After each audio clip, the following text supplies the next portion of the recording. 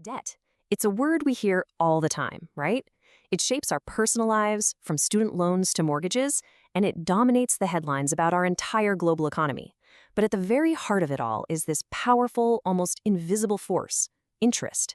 And this force, it can either build incredible fortunes, or it can create absolutely crushing burdens. So if you really want to understand how our world works, you have to understand this force. Let's dive in. You know, it's been called the eighth wonder of the world, and honestly, for good reason. It's a concept so powerful that it literally governs the futures of people and of nations. But just like any great power, it can work for you or it can work against you. So today, we're going to unpack this wonder by looking at it on three totally different scales: the personal, the systemic, and the truly epic historical scale. So what is compound interest really? Well, the simplest way to think about it is interest on interest. See, unlike simple interest, which only ever gets calculated on your original amount, compounding means your interest starts earning its own interest. It creates this amazing snowball effect that, over time, becomes unbelievably powerful. Okay, to really see this in action, let's bring it right down to the most relatable level, our own finances. Because here in your own life, compound interest acts like a double-edged sword. And it all just depends on which side of that blade you're standing on. This really paints the picture, doesn't it? Let's look at two stories, Warren and Brandon. On one side, you've got Warren. He starts investing just $500 a month at age 22. For him, time and compounding returns become his best friends. But then you have Brandon. He graduates with $50,000 in student loans, and his monthly payments aren't even enough to cover the new interest being piled on each month.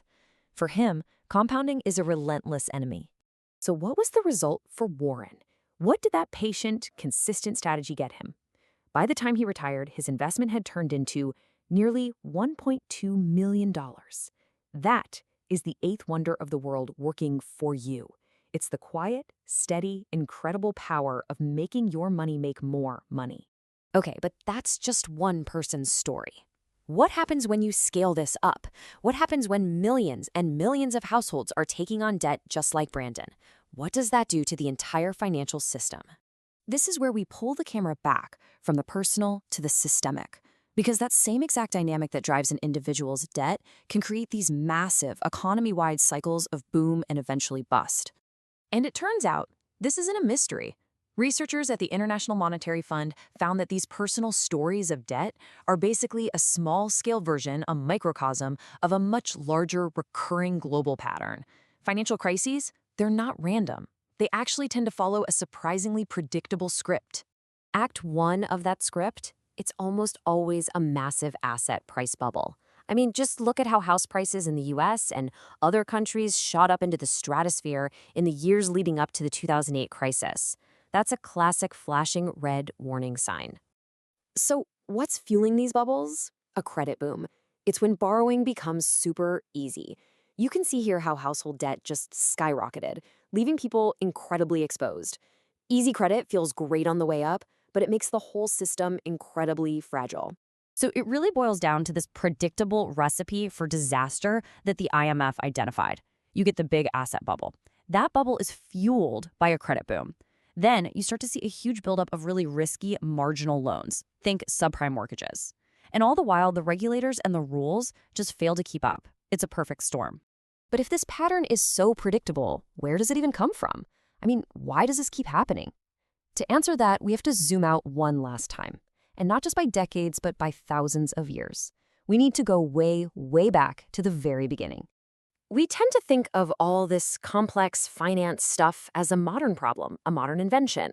But what if our entire story of where money comes from is wrong? What if debt isn't just a side effect of money, but what if it's the actual origin of it? You know the classic story we all learned in school? The one that comes from Adam Smith that goes, hey, you have chickens, I have shoes, it's hard to trade, so let's invent money to make it easier. Well, the anthropologist David Graeber looked into this for his massive book, Debt, and he found there's basically no historical evidence for it. He calls it a myth. The reality, Graeber argues, is way more interesting. He found that virtual money, in other words, credit and debt, actually came first. Long before anyone ever stamped a piece of metal and called it a coin, people were keeping track of who owed what to whom. These were social currencies, promises and obligations written down on things like clay tablets. Debt isn't a recent invention. It is the oldest form of money. And when you look at this huge 5,000-year history, you see this incredible cycle. Human history just seems to alternate between periods dominated by credit and periods dominated by physical cash and metal. Our current era, ever since we left the gold standard back in 1971, is simply a return to the oldest form of commerce there is, a world built on credit. Okay, so we've seen debt on a personal level, a huge systemic level, and across 5,000 years of history. Let's zoom all the way back in. After all that, what does this actually mean for you today in your life? Well, it means that when you're dealing with debt, you're wielding a tool with an ancient history and some serious systemic power.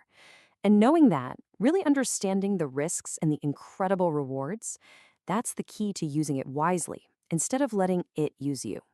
So how do you actually make compound interest work for you? Well, first, you can't just save your money. It has to be invested to earn a return. Second, and this is huge, you have to start as early as you possibly can. Time is your most valuable asset. And third, be consistent and patient. Small, regular contributions add up to incredible amounts over the long haul. And if you need any more proof why starting early is absolutely non-negotiable, just look at these numbers. Investing that same $500 a month starting at age 25 could grow to $1.2 million. But if you wait just 10 years and start at 35, that final amount gets cut by more than half. Those first 10 years are where the magic of compounding is at its most powerful. It's just wild.